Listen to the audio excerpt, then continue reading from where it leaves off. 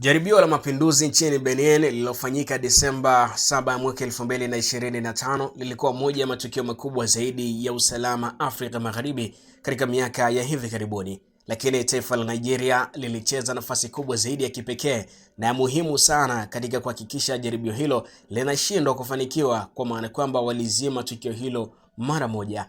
Na hapa nimeeleza kwa undani zaidi ni kwa namna gani jeshi la Nigeria liliweza kufanya kazi yake kwa uhali wa juu na kudhibiti hali iliyoitwa mapinduzi katika taifa la Benin. Hapa ni namna jeshi la Nigeria lilivyodhibiti mapinduzi nchini Benin. Kama ni kwa kwanza kutazama channel yetu, basi mwanzo neno subscribe chini video hii ili mradi wa kwanza kupata taarifa zetu ndani na nje ya mipaka ya Tanzania. Subscribe YouTube channel yetu @Foreign News.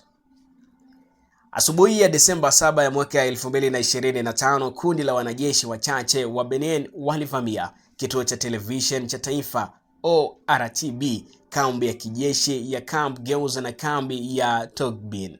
Ofisi kadhaa za serikali kwa pamoja zote waliweza kuzivamia, na huku walitangaza kupitia television kuwa Rais Patrice Talon ameondolewa madarakani na wametoa serikali na katiba imefutwa rasmi. Jeshi hilo la Benin lilisikika likizungumza.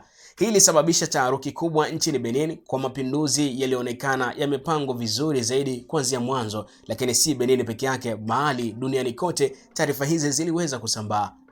Ingawa mapinduzi yalijaribiwa na kundi dogo la wanajeshi nchini Benin walikuwa wamefanikiwa kudhibiti baadhi ya sehemu, serikali ya Benin ilichukua maamuzi ya haraka na hatua ambazo zilikuwa bora zaidi ili mradi kuweza kudhibiti hiki kinachoitwa mapinduzi katika taifa la Benin. Miongoni mwa vitu ambavyo waliweza kudhibiti kambi muhimu za kijeshi zisiendelee kutoa silaha na pia kuwasiliana moja kwa moja. Njia kadhaa za mawasiliano ziliweza kudhibitiwa na vituo mbalimbali vya television viliweza kudhibitiwa huko nchini Benin.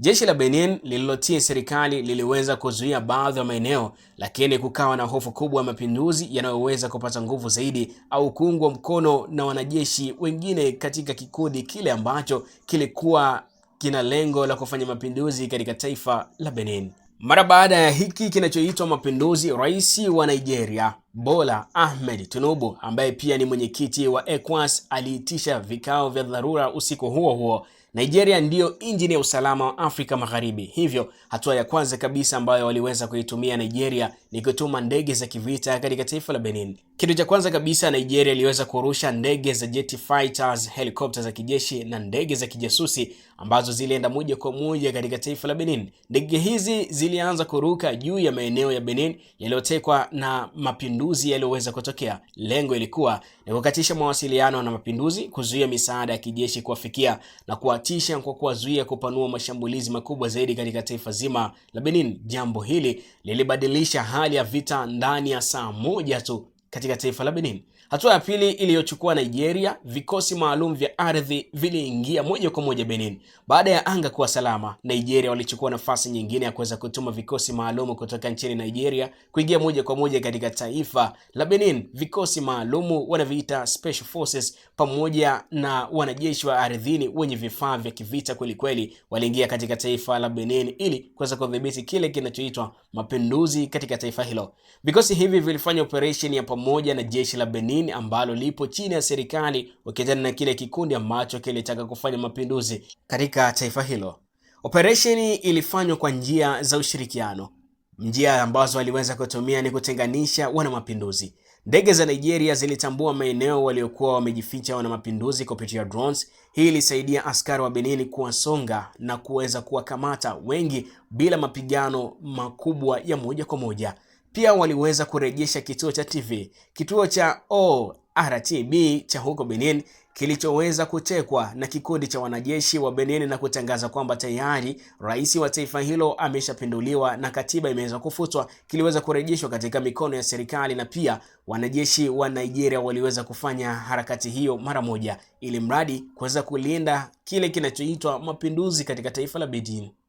Kukamatwa kwa viongozi wa jaribio. Askari walipewa majina ya viongozi wakuu wa jaribio hilo ndani ya saa 24 tu. Wengi walikamatwa na wengine walijisalimisha moja kwa moja kutokana na hali kuwa mbaya zaidi katika taifa la Benin. Swali kubwa ni kwamba kwa nini Nigeria iliingilia kati harakati hizi za mapinduzi katika taifa la Benin? Kitu cha kwanza kabisa Nigeria walichokifanya, ikiwa ni sababu kubwa, ni kulinda mipaka. Benin inapakana moja kwa moja na Nigeria. Mapinduzi endapo yangetokea yangeleta hali kubwa isiyofahamika. Kitu cha kwanza ambacho angekipata Nigeria ni hali kubwa ya wimbi la wakimbizi kutokea taifa la Benin kuelekea Nigeria, lakini magenge mengi ya silaha zaidi yaliyongeweza kusafirishwa na hatari kubwa ya kibiashara katika bandari ambazo zinapatikana nchini Nigeria. Hivyo Nigeria ilitegemea bandari ambazo zinaweza kuwaletea pesa nyingi zaidi na pia kuwaletea bidhaa mbalimbali katika mataifa mengine ingewaathirika kwa namna moja ama nyingine. Sababu nyingine iliyowafanya Nigeria kuweza kuingilia kati sakata hili ni kulinda usalama wa Afrika Magharibi. ECOWAS ilishakata tamaa na mapinduzi baada ya Mali, Niger, Burkina Faso, Guinea pamoja na Chad. Benin ingekuwa nchi ya 6 kuanguka mikononi mwa wanajeshi. Nigeria ilitaka kusitisha mfululizo huo mara baada ya Mali, Niger, Burkina Faso, Guinea pamoja na Chad kuweza kuchukuliwa na wanajeshi wa mataifa hayo. Lakini si hivyo tu, Nigeria ndio askari mkuu wa ECOWAS, kwa maana kwamba Nigeria wanajeshi kubwa zaidi, jukumu lao ni kuzuia mapinduzi katika mataifa mbalimbali, kulinda serikali halali na kuongoza operesheni za usalama katika mataifa mbalimbali yenye jumuiya ya ECOWAS. Matokeo ya operesheni hii mara baada ya Nigeria kuweza kuingilia kati sakata la mapinduzi huko Benin. Baada ya saa chache tu Nigeria kuweza kuingilia kati, mapinduzi yalidhoofishwa, kambi zote za jeshi zilitawaliwa na serikali ya Talon ilitangaza nchi iko salama, huku ECOWAS ilipongeza Nigeria kwa wepesi wake wa kuweza kufanya kile kinachoitwa msaada wa haraka sana katika taifa la Benin. Kwa kifupi tu, jeshi la Nigeria ndilo lilovunja mapinduzi kwa kuangusha uwezo wa anga na kuweka kila kitu kikae sawa katika ardhi ya Benin, huku ikituma vikosi mbalimbali vikiwemo vikosi vya anga, vikosi vya ardhini, wakiwa tayari wamejitosheleza na silaha mbalimbali kuepusha kile kinachoitwa mapinduzi katika taifa la Benin.